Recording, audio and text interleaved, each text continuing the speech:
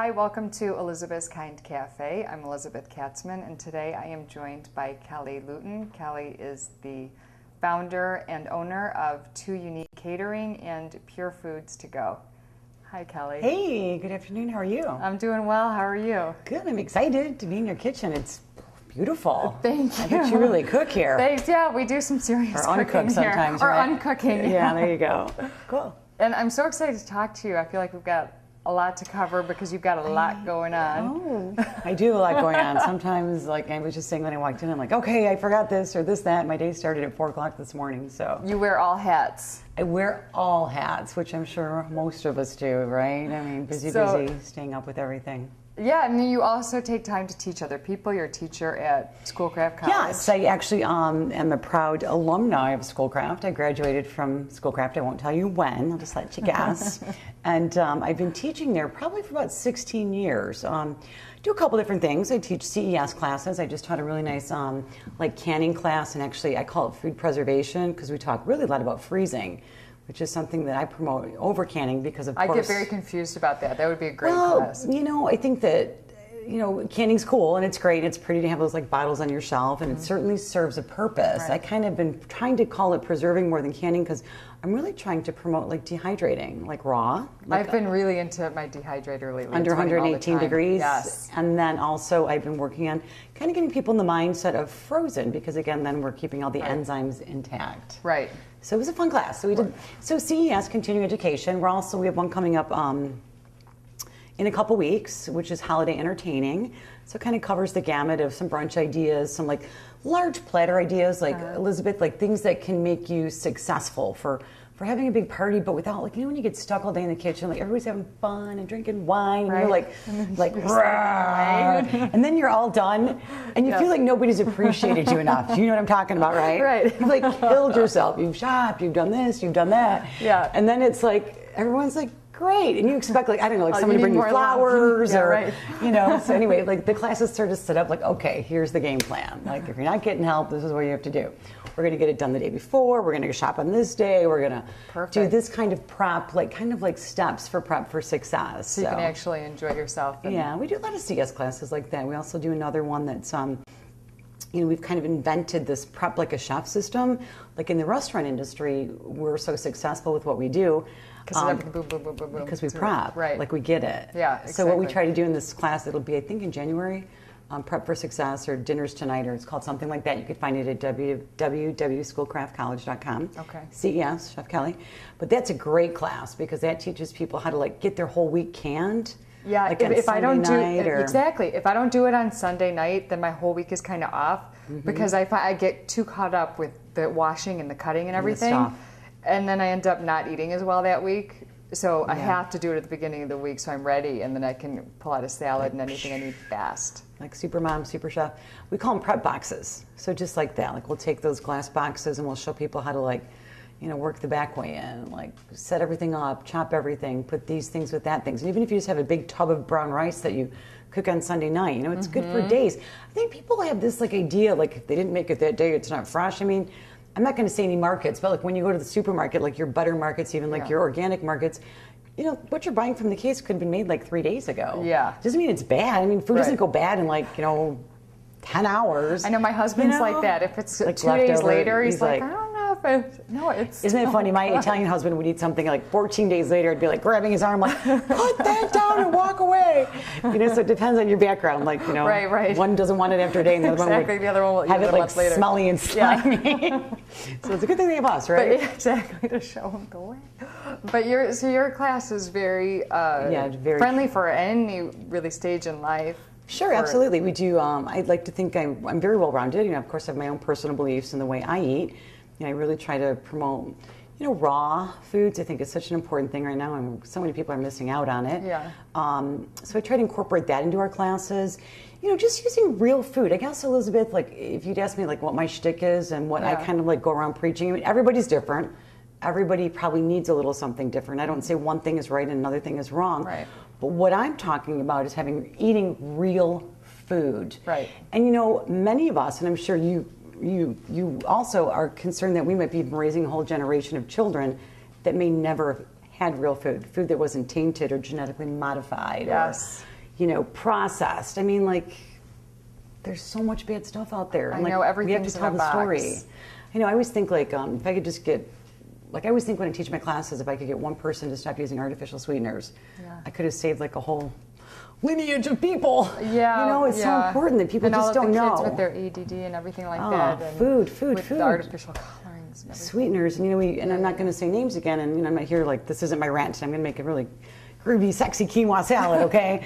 But, you know, I think that we load these kids up with all this sugar cereal in the morning because we think, like, cereal's the thing. And it has pictures of whole grains on it, so it must be good for you. I know. They basically take everything out. They do. It's like they always say the box is more nutritious. And we're not saying and they spray it with vitamins at the end of the process. Nice, huh? It's really, and you put the milk on it that's got all the growth hormones and antibiotics. And exactly. And people think it's a nice way to start the day. It's not. And then they're hungry an hour later. So what I'm saying is, like, our poor children, like, we load them up on this. And it's not because people don't love their kids. It's just because they don't know. Like, you don't know what you don't know. Because you get bombarded with all the information. And so we load our kids up on that, and then we send them to school, and then the teacher says, oh, we have to give them medicine because they have this or that. Right, and now they need more chemicals in their body. So I would challenge, especially, you know, our young parents watching, that, you know, it's just about real food. Like, you know, let's talk about oatmeal or pure food to go for a minute. Absolutely. I think that's a perfect solution for a lot of people who feel like they're... could be a perfect solution. Right? I mean, they're overwhelmed and they just feel like, you know, this is a problem I need to tackle on another day. For now, like, I hear what you're saying, but I don't have time, so what can I do? And then you can step in with Pure Food to Go and say, hey, you know, I can deliver this to your house, to your office. I mean, really, you offer breakfast, lunch, dinners. Yeah, Pure Food to You is Michigan's only organic home and office delivery service of prepared meals. And again, you'd find us on the web at www.purefood2u. And we offer, like, a shopping cart every week. It changes every week. We get up, like, in the wee hours of Tuesday morning. We make everything fresh. We package everything fresh within, like, you know, just a few hours of it being made, and then we deliver it or people pick it up. We do raw, we do vegan, we do certainly do the range of meats, chicken, fish, all free range, organic. I mean, nobody, I mean, it's hard in Michigan to say, like, 100%, but I'm going to go with, like, you know, 97.5. But you can local, kind of sustainable, tailor it to what people's there's a whole list of choices, and people you could order. It's not like a lot of those subscription things where you have to get, like, this thing or this box. Right. You can get what you want. You could order one thing and come pick it up from me. Some people order $300 worth a week, and we deliver it to them. Or you can pick it up. Either way, we're on the road Tuesdays between 12 and 7, delivering what you've ordered. Here's the catch, Elizabeth, and sometimes it gets hard for people, I think, a little bit to sustain this. The orders are due Thursday by midnight, so you do have to think about it ahead of time. Right. But I guarantee if you thought about it ahead of time and ordered even like 2 or 3 days worth of things, it would, like, totally save you so much time the next week. You know, I have people tell me, like, which is, you know, worrisome, maybe I have to raise my prices, like, oh, it's not even expensive. By the time I go out and buy everything myself and make it, you know, it costs more. You know, we do this great made from scratch, like, real food. I mean, it's not like, I think sometimes when you say organic, people think, like, people have this image of me, I think. Like, on the phone, I'm talking to people, like, you know, I'm like, whatever, like, nothing against dreadlocks, but dreadlocks, wearing, I'm just like, no, it's like, organic doesn't mean you're, like, this crazy fall from the sky. It's like, that term, like, means different things to different people. No, I agree. It conjures up different pictures in everybody's I'm like, I'm a mother, I'm a wife, I'm a culinary educator, like, I'm into being a disciple of this message about like what pure food is and what it can do to create vibrant health in your life. Like, I look at you and I see how crystal clear your eyes are and how blue they are. That's food. Like, let food be thy medicine. I mean, if I start feeling like I have a little scratchy throat or anything, I just drink a lot of, you know, raw juices, vegetable and fruit juices, and coconut water if you're dehydrated. Coconut water. Oh, I love that stuff. And it's gone. The only thing I need is a trick to open up the coconuts because I've been ruining my knives. Oh, I just use a big I have my knives in the car. I could show you if you want later. You just have to have a big cleaver. You know, it's scary looking. Just like 3 good whacks. Just like an aggressive thing. You have to be like ready to go. You know, have a little green tea before you do it, maybe, right? And just whack them up and strain them. And I'll even I'll buy a whole case at a time. I'll crack a whole case at a time, and I'll just freeze the extra water. Oh, that's great. And the extra coconut meat. Yeah. Right, because it's good to eat seasonally, and then as the summer was wrapping up and all of the berries and stuff, yes, absolutely, they're going, and I want to dehydrate, freeze them. Cryovac, little cryovac machine is great. You know, cryovac them, whip them in the freezer, and like I do that with my blueberries. I get them from Jim at the Royal Oak Market does beautiful non-sprayed, but he still has some actually.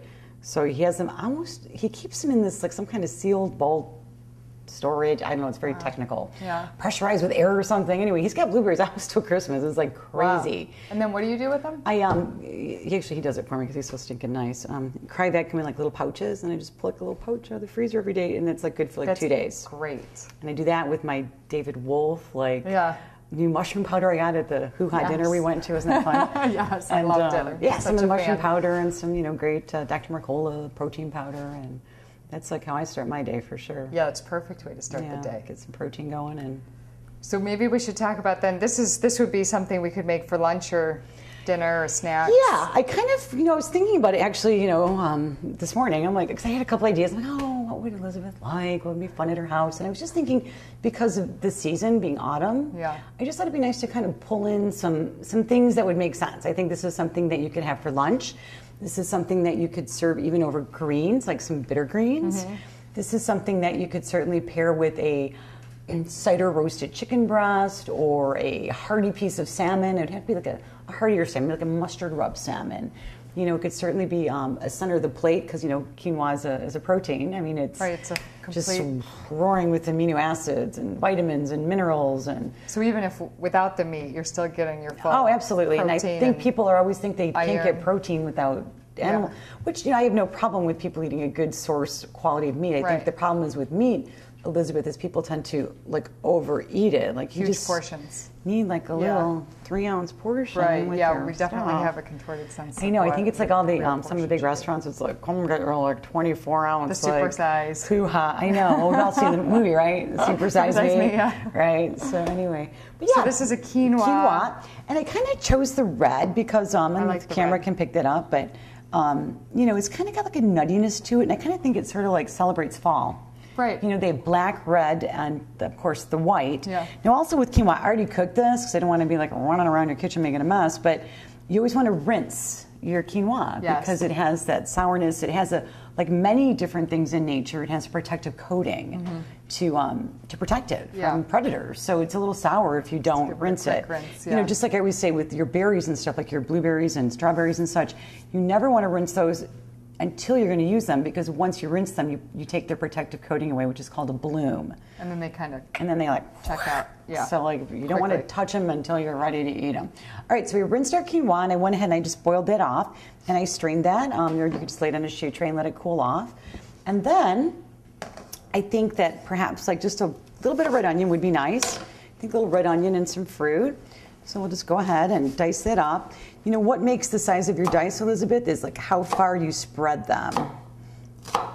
Yeah, I'm always interested in the onion chop. So you do one slice through the middle, and then now I'm doing like these little teeny, like thin sort of rails, and that's going to create the size of my dice. And everyone's always like, I always think like, okay, you just got to do it fast, and you want to get like a nice precise dice. And also, I have a very strong reaction. So. Do you? Okay, I'm going to cut really fast and get rid of it. No, it's okay. I'm right. These little dices, I think when you're doing something with fruit in it, you just want a little hint of onion. Like you don't want these like big, huge slices. So I'm going to go ahead and that was a great chop. Smelly onion out of your face so you don't start crying. I'll put it behind us. Or do you want we're going to need that. Yeah, I'm going to use cutting board just a little bit longer. And a nice sharp knife. Yep, a nice sharp knife. Always. I think people are more apt to injure themselves using it's like, I use like my grandma's knife that she gave me. It's like rusted and like crinkled. And I'm like, the worst thing you can do. Yeah. Like the absolute worst thing you can do is use a bad knife. Because I'll just slip it. Yeah, you want a knife that's like, this is a beveled edge, and it's a French knife, and it's made to be used like this. I know, is this onion bothering you? Want me to flip the board? No, I'm fine. Okay. I'm fine. Yeah. I think a lot of people tend to hold knives like this, but really that kind of helps your hand wiggle a lot. Right. So, I think that what you want to remember, folks at home, is, it's like choking up on a baseball bat. Like knuckle here, thumb here, and then like your knuckles are your guide, right? So it's made to be used like this, not like that's when you hurt yourself. Right. So use your knuckles as your guide. And then when you cut like this, you're it's an extension of your hand. You're not going to get as tired. So there's a quick knife lesson on the fly. Yeah, that's great. Thank you. So we're just going to, these are some local apples. They're not sprayed. I also got these at the Royal Oak Farmers Market. We had actually a big party at Schoolcraft this past weekend. It was our 50th anniversary. And, you know, maybe I asked them for a little too much stuff. They brought me like 50 pounds of apples to use on my display. Wow. So, well, apples can be a really dirty. Oh, they can be. Yeah, if they're sprayed. I think they can be sprayed over a couple hundred times. It can be. So anyway, these are not those apples. These are better apples. So we're going to go ahead and just dice these up a little bit. This is a Fuji, actually, which are difficult to find in Michigan. There's only a few growers that do that. Yeah, I like the Fuji a lot. And you know, Michigan is you know, huge. I mean, we're so many varieties of apples right now. Yeah, we're lucky. We are very lucky. And it's perfect time right now. So we're just going to kind of dice it up a little bit. Let me just. So we've got apples, we onions, have apples, quinoa. onions, our beautiful quinoa. And we'll just get those diced up. Do we have, what is that, like a... Squash. Squash. I did a little roasted squash. I was just thinking, like, now here's another thing. Like, I'm going to put a vinaigrette on this, but this could be like a stuffing.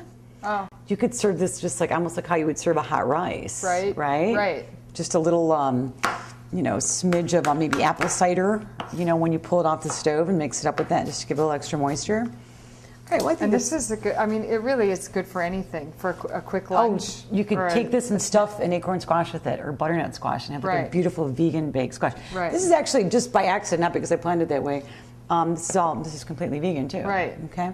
So we're going to add our roasted squash. What I did was I just took these and I seasoned them with a little salt, sea salt, always sea salt. We never used iodized or processed or, I mean, if I didn't have sea salt, I guess I would use kosher, but you always want to use, like, I like the Celtic. You know, I know there's like the Celtic. There's like pink, blue, purple, green now, but I just like the gray original. Right, I do the gray. Like straight up Celtic, So anyway, a little roasted squash. I roasted it with a little bit of salt, pepper, and olive oil. You could put a little cider on there if you wanted, or balsamic vinegar. That would be nice. Golden raisins. Okay. And you always want to look for when you're buying stuff like this, you know, with no sulfites, you know. Right, Who needs that? We don't need that. So we'll throw the raisins in. It looks beautiful. This is so fall. It's very autumn. But this could be one of your Thanksgiving. I mean, I wasn't even thinking about cooking Thanksgiving over here. Maybe we'll come back and do that. But it totally could be a wonderful Thanksgiving side. You could stuff, you could stuff your turkey with this, Elizabeth. Right, definitely. Seriously, you could stuff your turkey with this. Definitely. All right. So we're going to go ahead and slice up our apricots. And then, you know what else I just had? I just brought it on a whim, just last second. I make my own pumpkin butter. I was wondering what that is. I couldn't figure out if it was applesauce with cinnamon. That would be kind of groovy with this. So how do you make a pumpkin butter? Well, I just take a little bit of coconut ghee, and then I melt a little brown sugar in it, and I just stir the pumpkin in, like overheat just for a minute to kind of like bring the spices up. And and that's my pumpkin butter. So I thought like a big old slop of that would be kind of fun in here. What do you use it with? Well, you could use it on bread, toast. You could spread it on fruit. You could use it as a dip. I use it actually. Okay, don't tell my boss I brought it home from Schoolcraft today. We made a big batch. I cooked breakfast in pantry for like 6:30 in the morning till like 10:30, 11. So we made a big batch today because we're making like all these pumpkin things this week to kind of celebrate fall, and we made like. And I'm like, I could just borrow that much, they wouldn't care.